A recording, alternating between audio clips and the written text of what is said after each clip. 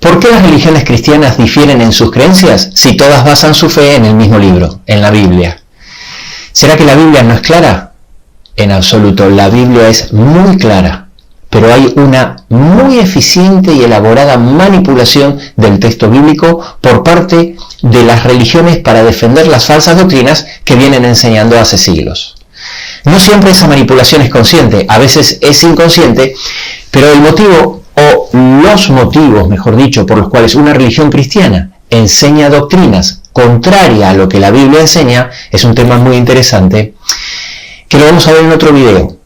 Esto sería el por qué, pero en este video vamos a ver el cómo. Vamos a analizar cómo, de qué forma se realiza una tergiversación del texto bíblico, la cual es sutil y muy difícil de detectar.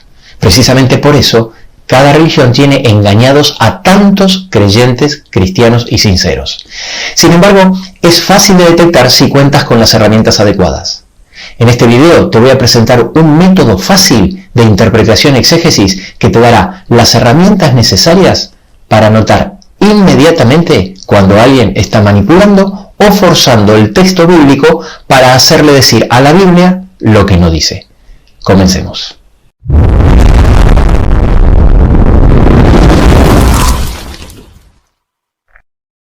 Sin ninguna duda, la correcta comprensión de las doctrinas bíblicas son una de las llaves indispensables para poder entender las profecías y especialmente el Apocalipsis. ¿Cómo vamos a entender lo que se enseña de la resurrección si no tenemos una correcta comprensión de la doctrina del estado de los muertos? ¿O cómo vamos a entender el juicio sin una correcta comprensión de la ley de Dios? ¿O el plan de salvación sin entender el ministerio intercesor de Cristo o la doctrina de la justificación por la fe? Es imposible. Así que hay tanto en juego en la correcta comprensión de una doctrina que habiendo tantas religiones cristianas que difieren en las enseñanzas de su dogma, yo no puedo arriesgar a tener o no tener la suerte de estar justo en una religión que me enseña todas las doctrinas correctamente. Y por eso tenemos que comprobar por nosotros mismos si estamos en lo correcto. ¿Cómo hacemos esto? Aplicando, por supuesto, los principios de interpretación y exégesis. La mayoría de las religiones cristianas están de acuerdo con estos principios de interpretación que son sencillos y lógicos, pero no siempre se aplican. Estos principios nos protegen de falsos maestros con sus propias interpretaciones, que te puedo asegurar que abundan. Existen innumerables libros que hablan de este tema y cuya lectura puede ser pesada y tediosa. La idea de este video es resumir de forma sencilla estos principios, que los podamos entender con ejemplos prácticos y aplicarlos de forma fácil, detectando inmediatamente si se está manipulando el texto bíblico. Para saber con certeza lo que la Biblia enseña sobre un tema, el paso lógico es muy sencillo.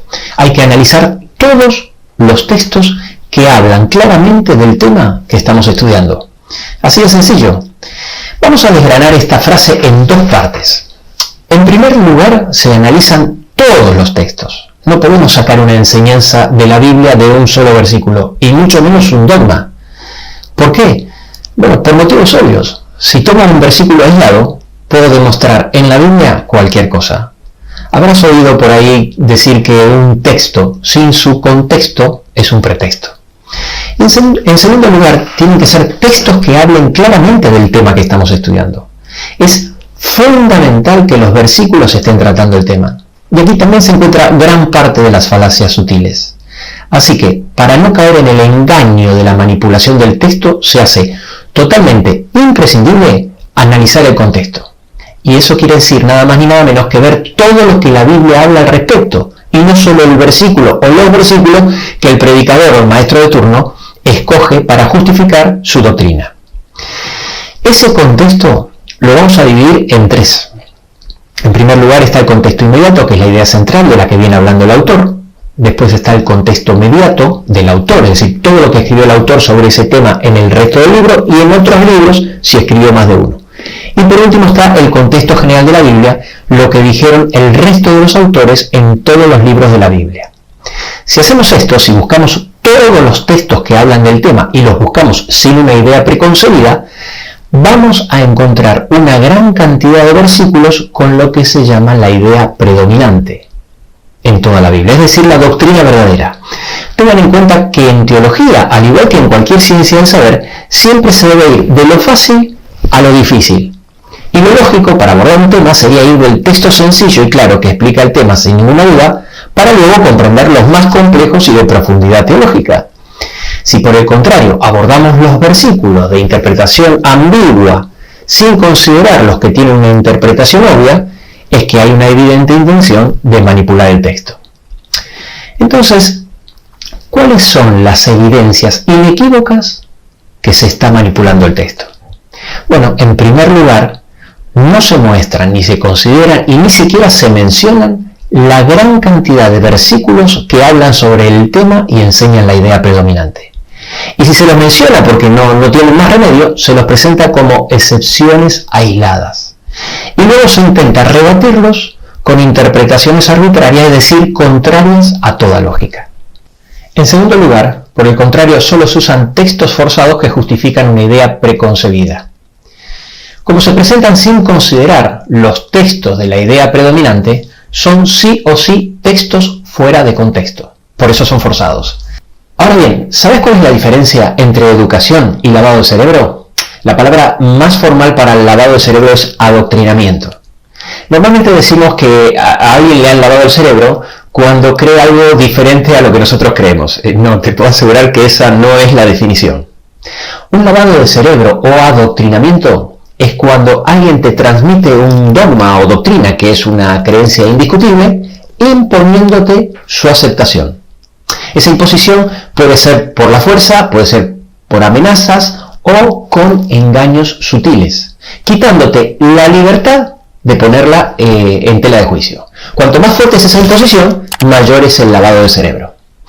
Precisamente por eso nosotros no solo vamos a quedarnos con los textos encontrados, es decir, con la idea predominante, sino que vamos a analizar también los textos que normalmente se utilizan para demostrar una idea diferente. Estos textos forzados los vamos a dividir en 5 grupos o tipos diferentes. Ahora, para que alguien utilice cualquiera de estos 5 tipos de textos para demostrar o justificar una falsa doctrina, se necesita siempre suposiciones arbitrarias, es decir, basadas en el capricho en vez de estar basadas en la razón, porque no toman en cuenta el contexto. Y aquí está el secreto para que no seas engañado. Tienes que ser capaz de detectar la suposición arbitraria. Un versículo forzado puede estar dentro de uno o más grupos a la vez, y si aprendemos a identificarlos, nos será mucho más fácil poder detectar esta suposición arbitraria. Por este motivo, en todos los casos, los textos deben ser interpretados a la luz de la doctrina verdadera enseñada por el contexto y no al revés. Empecemos analizando el primer tipo de textos. Son las parábolas, metáforas o historias. Presten atención a lo que voy a decir ahora porque esto es muy importante. No se puede sacar una doctrina de una parábola. ¿Por qué? Porque las parábolas son breves narraciones simbólicas con una enseñanza moral. Por definición eso es un suceso fingido. Y no todas las partes de la parábola tienen una simbología con una enseñanza moral. Algunas están simplemente para completar la historia. Por consiguiente, primero hay que conocer la doctrina para saber cuál es la aplicación o enseñanza. Y exactamente lo mismo pasa con las metáforas, que es una figura retórica que recurre a un lenguaje figurado. Lo mismo pasa con las historias, que no sabremos para qué están ahí si no sabemos el contexto y cuál es la enseñanza principal. Por eso no se puede sacar una doctrina de una parábola, de una metáfora o de una historia. Ahora, ¿por qué es tan importante enfatizar que las parábolas son narraciones simbólicas y las metáforas tienen un uso figurado? Son importantes porque, aunque contengan frases dichas por el mismo Jesús, por definición, son sucesos fingidos y nunca se pueden tomar literalmente. Vamos a ver un ejemplo práctico de lo que estamos diciendo con la parábola de la oveja perdida, que se encuentra en Lucas capítulo 15, del 4 al 7. En esta parábola, uno que tenía 100 ovejas pierde una y deja 99 para ir a buscar a la que se le había perdido. Finalmente la encuentra y festeja con sus amigos, y en la parábola Jesús termina diciendo en el versículo 7, os digo que habrá más gozo por un pecador que se arrepiente que por 99 justos que no necesitan arrepentimiento. Entonces, utilizando esta última frase, yo concluyo interpretando que hay gente en este mundo que no necesita arrepentimiento. Y alguien puede decir, Cristian, eso es ridículo, porque hay muchos textos en la Biblia que dicen que todos hemos pecado y que todos necesitamos arrepentimiento. Pero yo puedo argumentar que es así porque Jesús lo dijo en una parábola. ¿Te das cuenta que no se puede sacar una doctrina o enseñanza de una parábola si contradice todo lo enseñado al respecto por Jesús, los profetas y los apóstoles? Es decir, como las parábolas son interpretadas a la luz de la doctrina verdadera, enseñada por el contexto, y no al revés, ahora que conozco el contexto, me doy cuenta que la enseñanza de la parábola que estamos viendo es el gozo del cielo por cada arrepentido, y el resto está para rellenar la historia. Esto lo explicó muy bien Jesús en Lucas capítulo 8 versículo 10 cuando dijo: a vosotros os he dado a conocer los misterios del reino de Dios, pero a los otros por parábolas, para que viendo no vean y oyendo no entiendan. Es decir, en este caso vosotros, los que escuchan y conocen la palabra de Dios, y los otros son los que no escuchan, no conocen la palabra de Dios, los cuales oyendo las parábolas no entienden. Así que siempre las parábolas, las metáforas, las historias deben ser interpretadas a la luz de las doctrinas verdaderas enseñadas por el contexto y nunca al revés. Pasemos al segundo grupo de versículos forzados. Son los textos que hablan de otro tema, donde claramente se nota que el autor está hablando de otra cosa y no trata directamente el tema que nosotros estamos estudiando. Es lo que veníamos hablando anteriormente y una de las formas más sutiles de confundirnos sin que nos demos cuenta. Cuando el versículo no habla directamente del tema que estamos estudiando, como es lógico, debemos ir de lo fácil y claro a lo difícil, confuso y ambiguo. Es decir, primero hay que conocer la doctrina, debemos ir a los textos que sí estén hablando del tema para saber si efectivamente podemos relacionar este versículo y cuál es la interpretación correcta. Para que lo entiendan mejor, les voy a poner un ejemplo no bíblico, es decir, un ejemplo de la vida cotidiana actual para ser más breve. Los ejemplos bíblicos nos llevarían un poquito más de tiempo y ya los vamos a ver en detalle cuando analicemos cada una de las doctrinas. Vamos a imaginar que una maestra le da un comunicado a sus alumnos y les dice: chicos, no debemos esperar a que toque el timbre del final del recreo que nos indica que debemos entrar al aula para ir al baño. Debemos ir al baño mientras dure el recreo antes de que toque el timbre. Así, una vez termine el recreo, nos podemos apresurar a entrar al aula sin demora. Entonces el niño dice: la maestra quiere que entremos al aula corriendo. Es verdad que la maestra dijo que se apresuren a entrar al aula sin demora, pero el comunicado no habla de eso. El comunicado no trata de la forma como tienen que entrar al aula y mucho menos dice que tienen que entrar corriendo. Esa fue una deducción del alumno. Y esto es lo que se hace continuamente con el texto bíblico, pero con un agravante. El agravante es que tanto el manual de la escuela como un par de carteles que hay en los pasillos está indicado que está prohibido correr en los pasillos. Conociendo el contexto del manual y los carteles en este caso, nos daremos cuenta, en primer lugar, que no debemos entrar corriendo. En segundo lugar, que la nota habla de ir al baño durante el recreo y no después, y que tan pronto toque el timbre vayamos al aula. Y en tercer lugar, que la interpretación del alumno fue una suposición arbitraria, por no tomar en cuenta el contexto. Presta mucha atención a lo que te voy a decir. Este ejemplo es muy obvio y fácil de entender, pero cuando el ejemplo derrumba una doctrina que fue la base de tu fe durante toda tu vida, muchos no lo ven, no lo entienden, no lo pueden asimilar. Tienen un paradigma grabado a fuego que es muy difícil de borrar. Por eso también se habla tan severamente en la Biblia de los falsos maestros que enseñan falsas doctrinas. El tercer grupo de textos forzados son los textos de interpretación ambigua.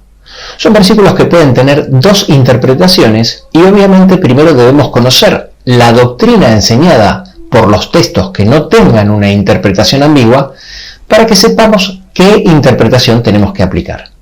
Los textos de interpretación ambigua pueden tener dos interpretaciones posibles y para respaldar la falsa doctrina, a veces se aplica la interpretación menos probable en el mejor de los casos, pero muchas veces se aplica la interpretación totalmente improbable, al no tomar en cuenta todo el arsenal de textos de la Biblia que enseña lo contrario. Vamos a poner un ejemplo de un texto que se utiliza muchísimo para justificar que las personas deben ser bautizadas de bebés. Es el texto que está en Hechos, capítulo 16, versículos 33, que dice: y él, tomándolos en aquella misma hora de la noche, les lavó las heridas y enseguida se bautizó él con todos los suyos. Entonces ellos, tomando la frase bautizó a todos los suyos, interpretan que bautizó a los niños pequeños y a los bebés, usando este texto como prueba de que debemos bautizar a los recién nacidos. No vamos a analizar todo el contexto de esta doctrina, pero si simplemente mirásemos el versículo anterior, el versículo 32, que dice: y le hablaron la palabra del Señor a él y a todos los que estaban en su casa, la suposición lógica, tomando el contexto, sería concluir que todos los suyos que se bautizaron son los descriptos del versículo anterior, que dice todos los que estaban en su casa, y que le hablaron la palabra del Señor. Luego, nunca pueden estar incluidos ahí los bebés. Pero además, aunque no tomes en cuenta el contexto, existen otras posibilidades muy probables. Por ejemplo, de que no hubiese niños pequeños en su familia y que todos eran mayores de 12 años. Con lo cual, no podemos tomar este versículo para justificar la doctrina del bautismo de los infantes, porque lo estamos haciendo basado en una suposición arbitraria. En el cuarto grupo de textos forzados tenemos los textos de traducción ambigua. Como ustedes bien saben, toda traducción es interpretativa. Los textos de traducción ambigua pueden tener dos traducciones posibles y para respaldar la falsa doctrina suelen hacer lo mismo que el caso anterior de interpretación ambigua. Es decir, a veces se aplica la traducción menos probable, eso en el mejor de los casos, y en muchas ocasiones se aplica la traducción totalmente improbable, por no tomarse en cuenta el contexto. Como siempre, primero hay que conocer la doctrina para saber qué traducción tenemos que aplicar. Pongamos un ejemplo bíblico sin detenernos demasiado en él. Para justificar la doctrina de la inmortalidad del alma, se cita hasta el cansancio el texto que está en Lucas 23:43, donde Jesús le dice al ladrón en la cruz: de cierto te digo, hoy estarás en el paraíso conmigo. Entonces, los que utilizan este texto interpretan que es evidente que al morir el alma va al cielo, por eso le pudo decir Jesús que ese mismo día el alma del ladrón estaría en el paraíso con él. Acá tenemos un caso típico de traducción ambigua, porque las comas simplemente no existían en el griego del Nuevo Testamento, aparecieron varios siglos después. Entonces, dependiendo de dónde se ponga la coma, Jesús pudo haber dicho también: de cierto te digo, hoy estarás conmigo en el paraíso. Ahora bien, se sabe con certeza que esta es la traducción correcta por varias razones, pero te voy a mencionar solamente una, ya que con esta tenemos suficiente. Cuando Jesús resucita, lo primero que le dice a María en Juan 20:17 es: no me toques porque aún no he subido al Padre. Con lo cual, la suposición lógica, tomando en cuenta el contexto, es que Jesús nunca le pudo haber dicho al ladrón que ese mismo día estaría en el paraíso, ya que Jesús mismo dejó bien claro que el domingo aún no había ascendido. Con lo cual, la interpretación es una suposición arbitraria y, en mi opinión, esta es una de las manipulaciones bíblicas más descaradas, ya que de las dos traducciones posibles se toma la totalmente improbable. Por último, en el quinto grupo de textos forzados tenemos los textos que están fuera de contexto sociocultural. ¿Qué quería decir el autor en esa época, en ese lugar y en esa cultura? ¿O cuál era el problema de la época o del lugar que el autor estaba tratando, que puede ser diferente al tema que nosotros estemos estudiando? Y como siempre, debemos primero conocer la doctrina que la Biblia enseña para saber si el significado o el tema están fuera de contexto. Para finalizar, los pasos de las evidencias para manipular el texto bíblico, en tercer lugar se presentan estos textos forzados como argumentos irrefutables, ignorando, insisto, el contexto indispensable para poder interpretar el versículo correctamente. Aunque no es el tema de este video, quiero decirte que esta situación de enseñanzas con falsas doctrinas a través de la manipulación del texto bíblico está claramente advertida en la profecía bíblica con una simbología riquísima. Hay muchos textos en la Biblia que dicen que la sangre de Cristo representada por el jugo de la vid representa la palabra de Dios, es decir, la doctrina verdadera. Como por ejemplo en Juan 6:53, donde dice: si no coméis la carne del Hijo del Hombre o bebéis su sangre, no tenéis vida en vosotros. Y luego en el versículo 63 aclara: las palabras que yo os he hablado son espíritu y son vida. La palabra de Dios adulterada, es decir, la falsa doctrina, es el vino de la fornicación, ya que es la verdad fermentada y adulterada. Los que transmiten esta falsa doctrina son llamados falsos maestros, contra los cuales hay advertencias tremendas por la Biblia, como por ejemplo la que está en 2 Pedro 2.1, que dicen que tendrán destrucción repentina. Y los que saben que están equivocados y aún así lo siguen enseñando, es decir, continúan enseñando a conciencia, se transforman en lo que la profecía llama falso profeta, lo cual es gravísimo hasta el punto que en Apocalipsis 19:20 y 20:10 se les asigna el mismo castigo que el dragón y que la bestia. Cuando en Apocalipsis 12:9 dice que Satanás engaña al mundo entero, el tercio de la población cristiana de nuestro planeta no queda afuera de esta afirmación. Todo este sistema de engaño creado por las religiones cristianas, la profecía lo llama Babilonia, que significa confusión. Ahora bien, con respecto a los creyentes que están en el error porque desconocen, son el pueblo de Dios invitado a salir de Babilonia. Pero aquellos que, habiendo conocido, no aceptan la verdad, son llamados los que están embriagados con el vino de la fornicación. Son los que no pueden abandonar el error, al igual que el borracho no puede abandonar el alcohol, y finalmente se pierde en su vicio. La simbología, sin ninguna duda, es otra llave para entender el Apocalipsis. En Apocalipsis 18, del 2 al 4, dice: ha caído Babilonia. Y luego hay una advertencia crucial para el pueblo de Dios. Dice: salid de ella, pueblo mío, y no seáis partícipe de sus pecados, ni recibáis parte de sus plagas. Al final, el destino de los que persisten en las falsas enseñanzas es el mismo que el de los falsos maestros por haber confiado más en el hombre que en Dios. Acompáñame a repasar las enseñanzas de la Biblia utilizando estas herramientas y te aseguro que te vas a sorprender y así poder salir de Babilonia, porque de esta decisión puede depender tu salvación y la de tu familia.